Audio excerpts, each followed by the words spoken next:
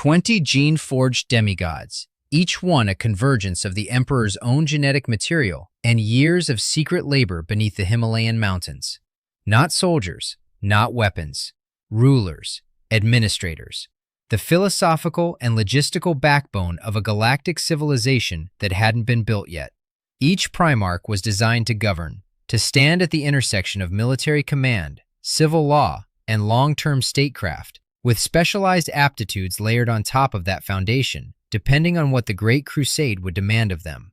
That was the plan. Then the capsules were scattered. 20 gestation capsules, lost into unshielded warp space during the most critical window of neurological formation.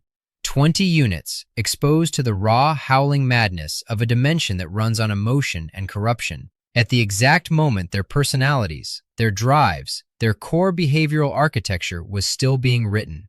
Most of them landed on worlds that compounded what the warp started. One didn't.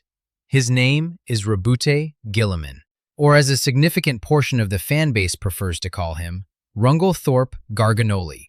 We'll come back to that. The argument made against him for decades is that he's the least interesting Primarch. Too clean, too competent, no tragic flaw, no dramatic corruption arc. He built a multi-world state, wrote the foundational military governance document of the Imperium, administered Ultramar before the Emperor ever found him, and then, when the entire galaxy caught fire around him, he did what any sane executive would do. He built a backup civilization in case the main one fell. Boring, says the fandom. Objectively correct, says the engineering record. Every other Primarch's drama isn't character depth, it's damage. And the damage has a specific origin point. The Chaos Gods have contested this characterization, but the Chaos Gods are defendants in this proceeding, and their testimony carries limited weight. Before we examine the deviation report for each compromised unit, the foundational claim needs one critical hedge. The evidence suggests each Primarch received specialized aptitudes on top of a governance baseline. Guilliman wasn't the only design template. He was the only one where the foundation survived the manufacturing defect. The primary canon is explicit that role differentiation existed from the beginning. Dorn as defender and builder, Sanguinius as inspirational figurehead, Guilliman as statesman and administrator. These were real specializations, not accidents of corruption. What the script is prosecuting isn't that every Primarch should have been an accountant. It's that every Primarch was designed to rule, and most of them couldn't because something was broken in the architecture before they ever saw daylight. Now, the scattering.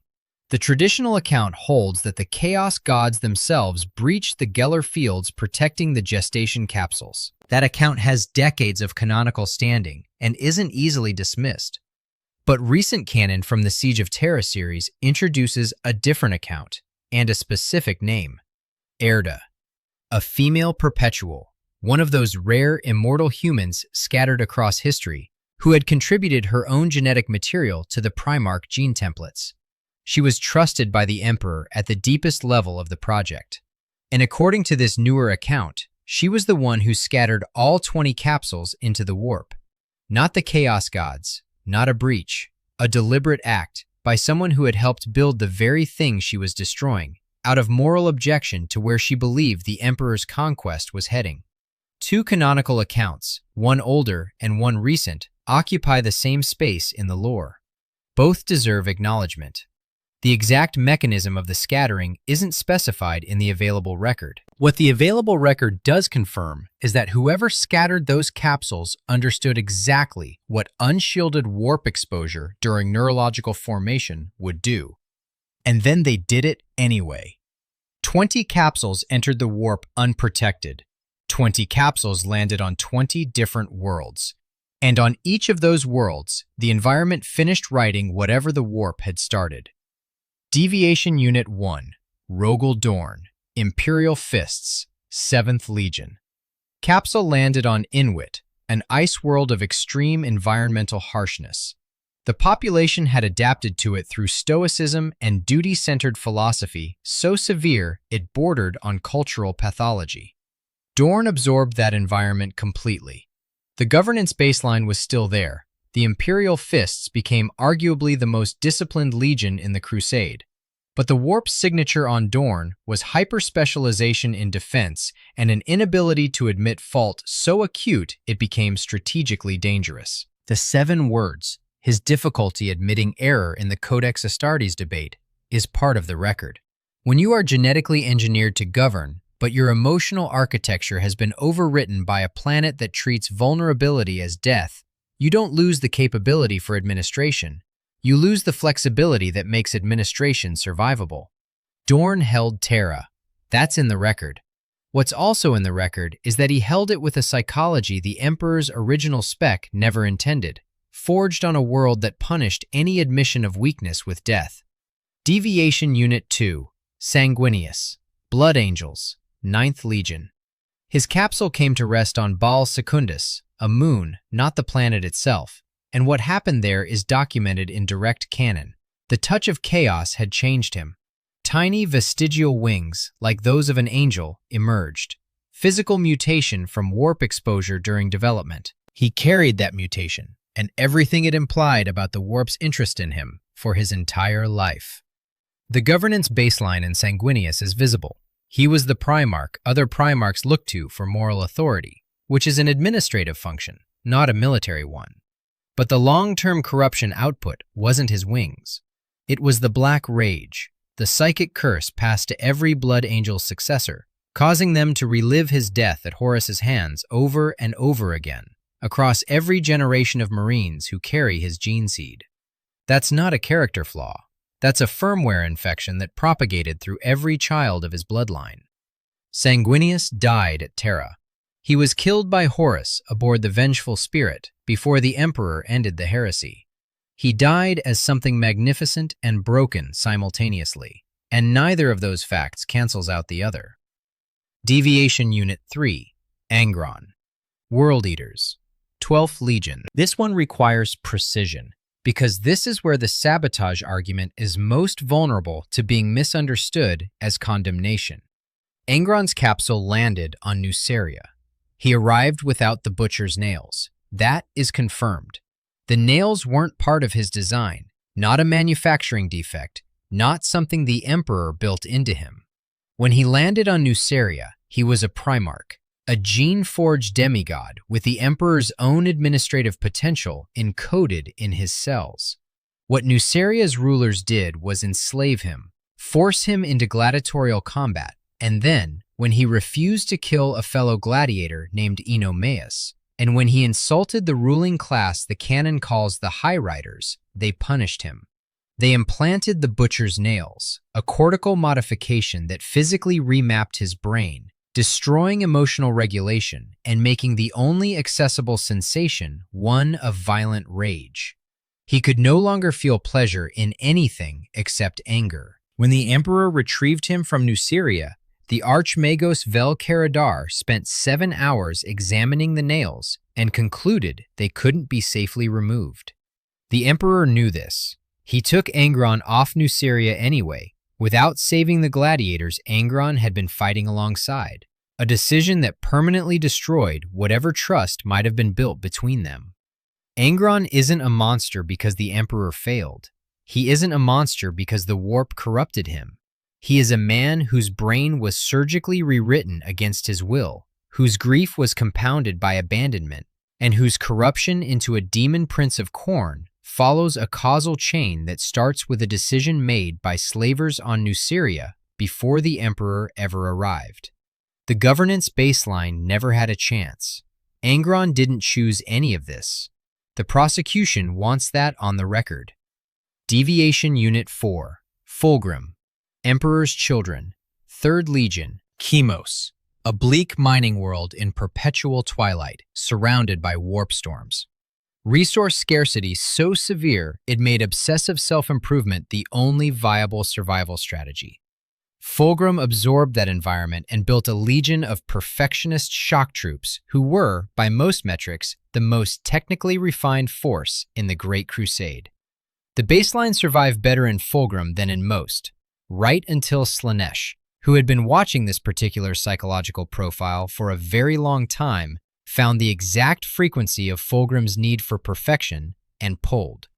The path from excellence above all to sensation above all is shorter than it looks, if the right demon whispers in the right ear at the right moment of doubt. He ended as a demon prince of Slaanesh. He wounded Guilliman with a poisoned blade. The administrator and the aesthete, and only one of them had their foundation shaped by a world of scarcity and warp storms from birth. Deviation Unit 5, Lorgar. Wordbearers. 17th Legion. Colchis. This one is the most brutal in the deviation report because the corruption was already complete before the Emperor ever found him. Lorgar's capsule landed on Colchis, where he was taken in and raised by a man named Cor Ferron, a priest of an organization called the Covenant. Cor Ferron physically and emotionally abused him. The religion of the Covenant, the only framework Lorgar ever had for understanding the universe and his place in it, was a polytheistic faith dedicated to the worship of 4 entities that were, in fact, the Chaos Gods. Lorgar didn't stumble into heresy. He was raised in it before the Emperor existed in his life by a man who harmed him while teaching him to love gods who would eventually consume him. Then the Emperor found him. Lorgar had spread his civilization across worlds during the Great Crusade, and he'd built it around his worship of the Emperor as a god, because devotion was the only mode Cor Ferron had ever given him. The Emperor's response was to order the destruction of Monarchia, Lorgar's most perfect city, as correction. The chain of command here is specific. The Emperor ordered it. Guilliman and the Ultramarines executed it. Then the Emperor personally humiliated Lorgar by forcing the entire Word-Bearers Legion to kneel for hours, telling them they had failed him, that worship was unacceptable, that they needed to find a better purpose. The man who ordered this correction understood the psychology of a Primarch who had been raised in a cult, abused by its high priest, and had directed all of that conditioned devotion toward the Emperor. The Emperor understood this, and the correction he chose was public humiliation and the destruction of everything Lorgar had built in his name. Erebus and Cor Ferron were waiting in the aftermath, and they knew exactly what they were stepping into. The governance baseline in Lorgar is still visible. The Word-Bearers are the most theologically sophisticated legion in the entire Horus Heresy record. And that sophistication is administrative in nature, just pointed in a direction the Emperor never intended. The warp didn't corrupt Lorgar in transit. Cor Ferron corrupted him on arrival. The warp just inherited the results. Deviation Unit 6, Lion L. Johnson. Dark Angels, 1st Legion. Caliban, a death world filled with warp-mutated beasts. He survived it alone. The exact duration of his isolation in Caliban's forests before Luther found him is ambiguous in the canon record. Committed to a specific number, the evidence stops short of confirming one. What isn't ambiguous is what surviving alone on a death world does to the firmware architecture responsible for communication, trust, and collaborative governance. The Lion became among the most tactically gifted Primarchs in the Crusade, and the most secretively disastrous in the Heresy. Unable to articulate his reasoning to his closest subordinates, unable to explain his decisions, even when the explanation would have prevented catastrophe. The inability to communicate isn't stubbornness, it's a survival adaptation that never got uninstalled. Luther couldn't read him. Caliban burned.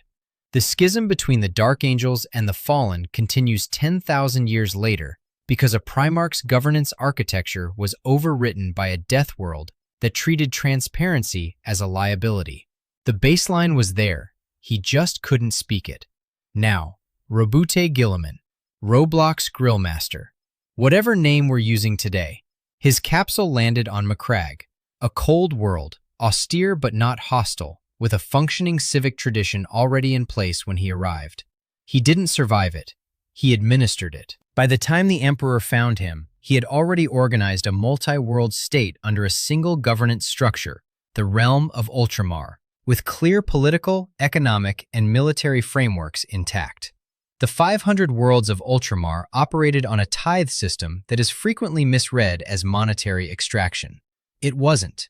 The tithes were manpower and planetary resources, population levy for military service, raw materials for infrastructure, the logistical currency of a civilization that was genuinely trying to provision itself rather than exploit its subjects. This is what the Emperor designed for all of them. This is governance DNA functioning exactly as specified. The Codex Astartes, which Guilliman authored after the heresy ended, is the most significant administrative document in the post-heresy Imperium. It reorganized the Space Marine legions into smaller, more accountable chapters, distributed military power to prevent any future Horus-style concentration of force, and established chain of command protocols that the Imperium runs on for the next 10,000 years. This isn't a military document. It's a constitutional document with military chapters. Dorn hated it.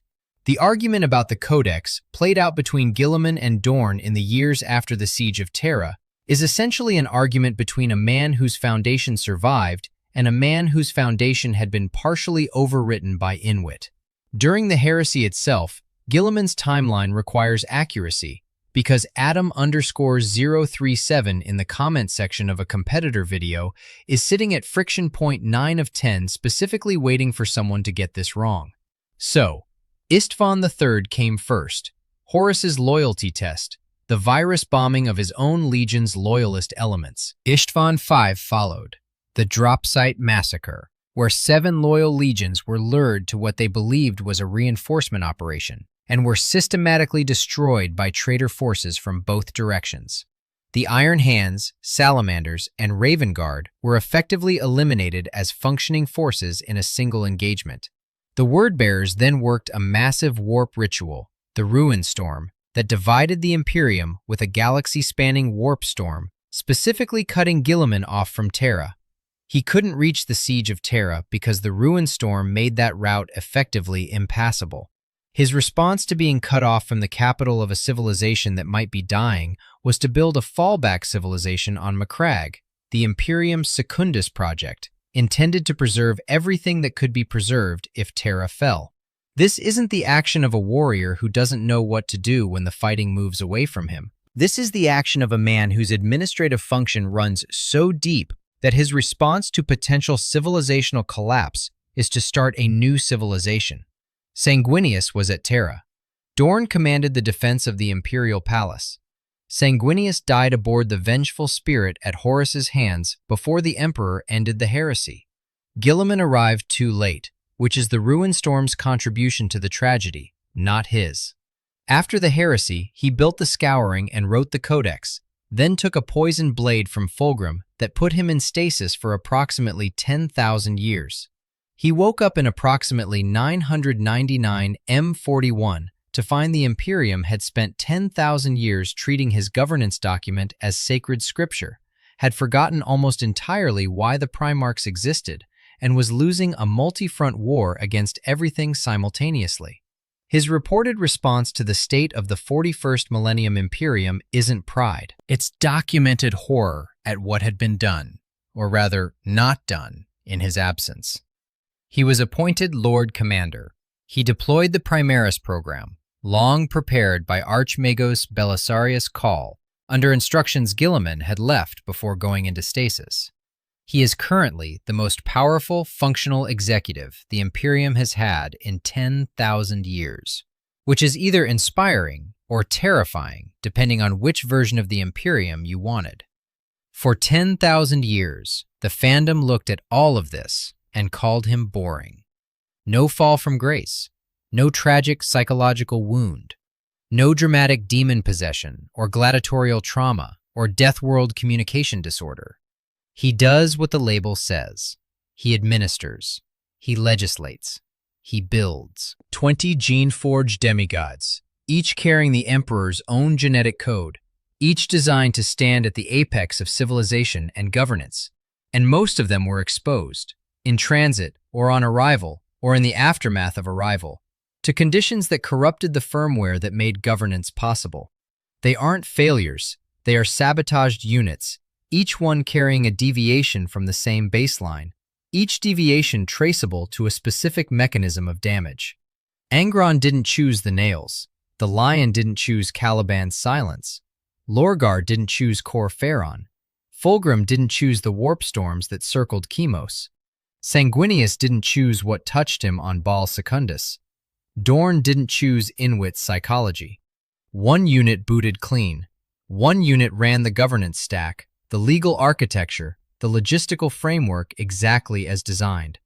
One unit looked at a galaxy on fire and built a backup civilization. One unit survived 10,000 years in stasis, woke up into a dystopia made partly from his own rulebook, and got back to work. The verdict for the Chaos Gods, and for Erda, if the recent canon holds, is the following. You scattered 20 units into the warp during critical neurological formation. You arranged for most of them to land in conditions that finished what the warp started. You got 19 dramatic personalities, 19 compelling arcs, 19 reasons for Primarch partisans to argue in comment sections for the next 4 decades. What you didn't get was the destruction of the project. One got through. One rebuilt what you burned in approximately a fortnight after sleeping through your best work. His name is Roboute Guilliman, Roboute Guilliman, Roboute Guillimander, Rambunctious Garglethwaite. He would have found all of that administratively inefficient. He'd have filed a correction. Subscribe for more stories like this.